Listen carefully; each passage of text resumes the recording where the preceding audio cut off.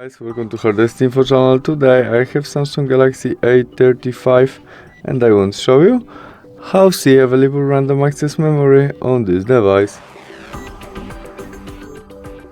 Open Settings application and scroll down, look for Accessibility.